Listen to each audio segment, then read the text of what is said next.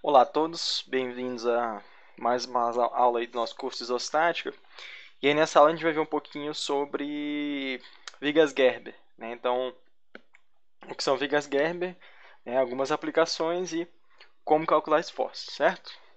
Aqui um pouquinho do que a gente vai abordar, né? Então, já falei a questão de definição e método de cálculo, né? Como definir reação de apoio, né? Como calcular, esforços internos e diagramas, né? O que a gente vai ver é que o processo ele é bastante semelhante ao processo de uma viga isostática assim, convencional, com apenas algumas considerações adicionais por conta das rótulas, né? Mas a gente vai ver direitinho como calcula isso aí, é bem tranquilo. Beleza, então, vamos começar aqui com a parte de definição mesmo de viga Gerber, né? Bom, a gente tem que vigas Gerber, né, são compostas a partir ali da união, né, de vigas. Então a gente tem trechos, né, de vigas que são apoiadas ali entre si e formam esse nosso conjunto maior chamado de viga Gerber, né? Os trechos, né, apoiam entre si, eu já falei, e essa união ela é feita por meio de rótulas, né? Na verdade, assim, pode ser questão de rótula mesmo, ou às vezes é simplesmente apoiado, né? Uma situação que é bastante comum é a questão dos chamados dentes Gerber, né? Então, a gente tem, né, um pilar, aí ele tem uma pequena plataforma, né? E em cima dessa plataforma se apoia, né, enfim, a viga que vai vencer o vão propriamente, né? Isso, estruturas que são montadas com pré-moldados, né? Isso é bastante comum, né? De se observar essa questão do dente Gerber, né? Aqui um exemplo, né, de uma aplicação de viga Gerber que é enfim, construção de pontes, né? Então, pontes, né, de uma maneira geral, tem um grande vão, né, a ser vencido. E o que acontece? Bom, para concretar essa peça que é enorme de uma vez só, isso daria muito trabalho, né? Você teria que, enfim, montar uma forma enorme, concretar tudo de uma vez e, enfim, né, esperar isso aí curar depois. E complicado por diversas maneiras, né? Seja por conta do vão, né? Pode não ser tão simples fazer uma forma, o fato da forma ser inteira, né? E questão também de junta fria, né? Então se for, não vou concretar tudo de uma vez, vou sair concretando por partes, ok? Pode ter problema ali com essa ligação, né? E aí uma solução é adotar trechos, né? Trechos diferentes de viga. E aí a gente tem, por exemplo, esse trecho aqui, né? Ele é concretado, concreta esse outro trecho aqui, e aí no meio, né, para fazer essa ligação, pode usar uma peça pré-moldada, né? E aí note que se a gente ampliar isso, a gente vai ver justamente que nessa ligação aqui, a gente tem essa nossa primeira peça, né, que ela forma esse dente aqui embaixo, e aí vem a peça, né, central aqui apoiada sobre essa outra peça.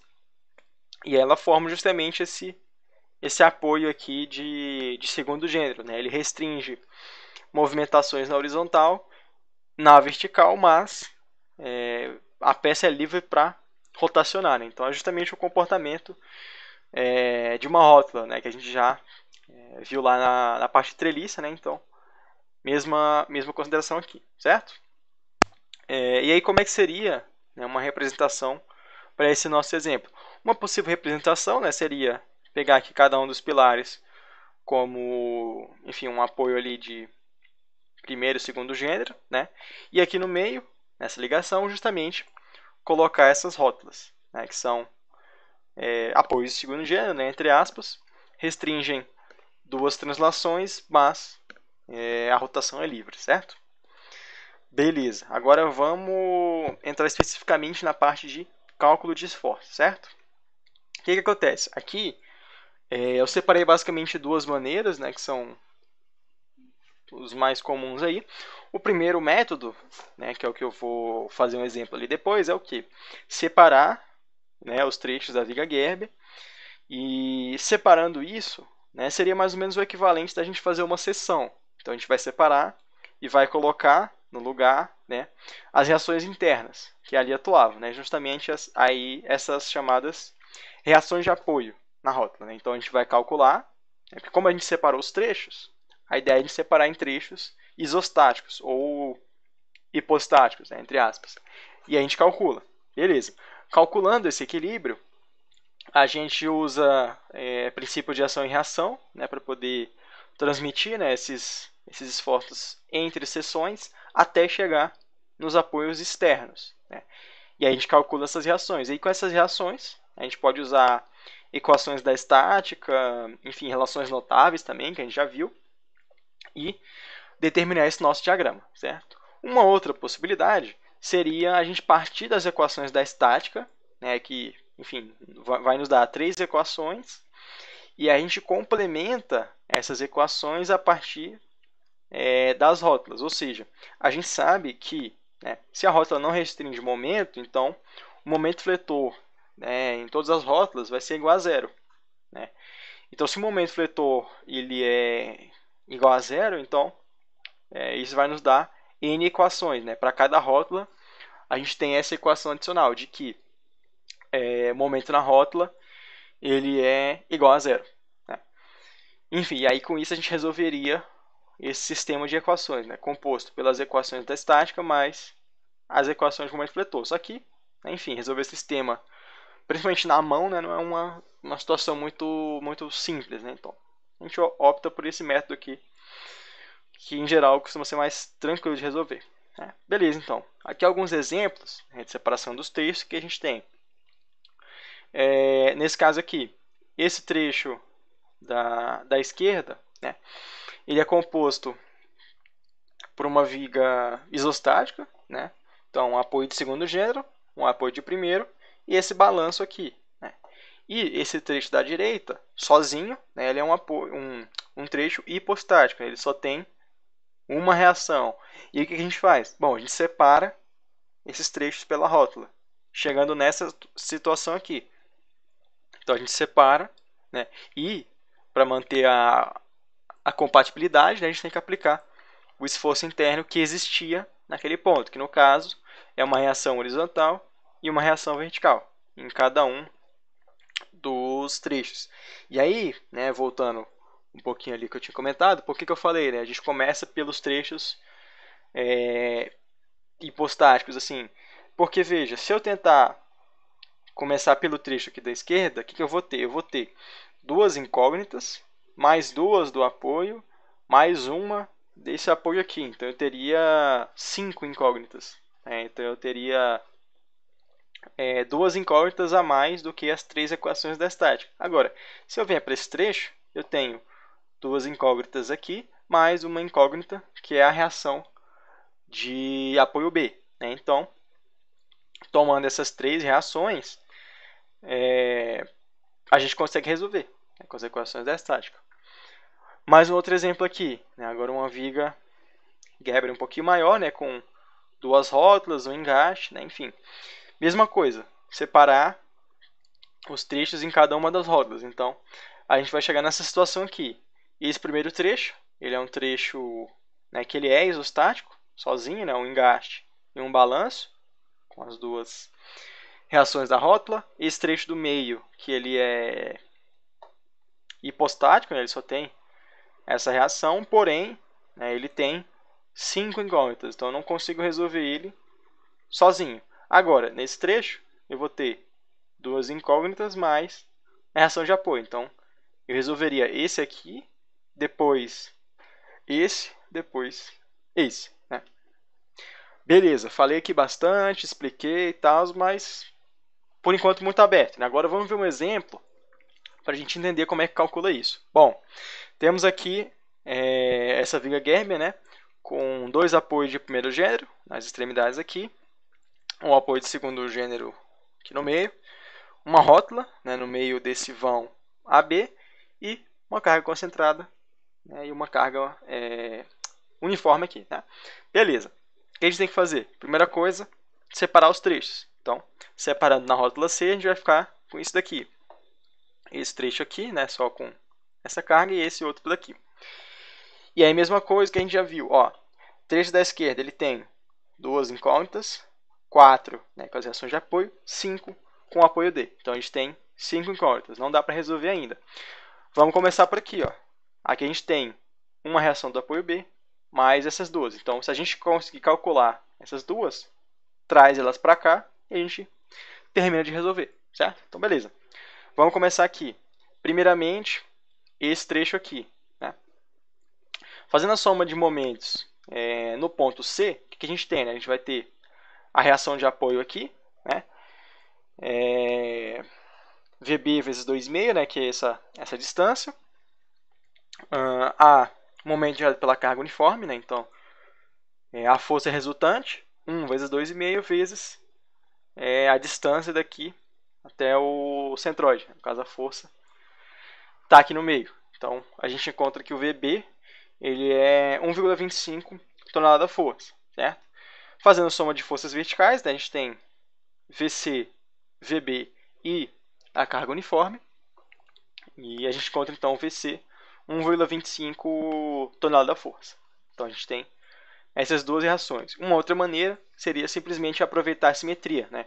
Como o trecho é simétrico, vem metade da carga para cá, né? E metade para cá. Como a carga uniforme é 1 vezes 2,5, né? Então 2,5 toneladas, vem 1,25 para cá, 1,25 para cá. Beleza. A partir disso, a gente substitui os valores. Né? No caso, o HC ele é zero, né? Porque, enfim, a soma de forças horizontais tem que ser igual a zero. Com isso, a gente tem esse sistema de forças aqui, que agora a gente conhece as reações na rótula. Né? Como aqui a reação é para cima, pela ação em reação, né? Mesmo módulo, sentido oposto. Então, nesse trecho da esquerda, ela atua para baixo. E agora, se eu quisesse, eu poderia encontrar essas reações. Porém, a gente vai aproveitar aquela ideia de relação notável que a gente aprendeu na parte via isostática. Então, o que a gente tem? Esse trecho aqui, ele funciona como uma viga biapoiada. Né? A gente tem o apoio aqui, um apoio aqui e uma carga uniforme. Né? Então, a gente sabe que numa viga biapoiada, né, sujeita a carregamento uniforme, se vocês voltarem lá naquela aula de relação notável, a gente tem o quê? Bom, a gente tem que o diagrama, né, ele segue o formato de uma parábola, né, cujo valor máximo está no meio do vão e vale QL ao quadrado sobre 8. Então, se a gente pegar esse trecho, fizer QL ao quadrado sobre 8, o valor máximo ele vai estar aqui no meio, né, e vai ser igual a 0,78 tonelada-força metro, certo? Agora, nesse trecho aqui, o que a gente tem? Bom, esse trecho aqui, do A para a direita, ele pode ser entendido como uma viga, né, engastada em balanço, de certo modo. Por quê? A gente tem esse apoio que restringe dois movimentos e a ligação aqui entre as barras ela é rígida. Então, enfim, voltando lá naquela questão de viga engastada, né? Esse valor máximo aqui na ponta, né, ele vai ser dado justamente vai ser um momento negativo máximo, né, em que a gente pega essa carga, né, calcula o momento e soma com o momento gerado por essa carga. Então, 1,25 vezes essa distância, né, que é 2,5, e a resultante vezes 1,25, né, porque ela está aqui no meio. Beleza, com isso a gente tem o momento em cima do apoio.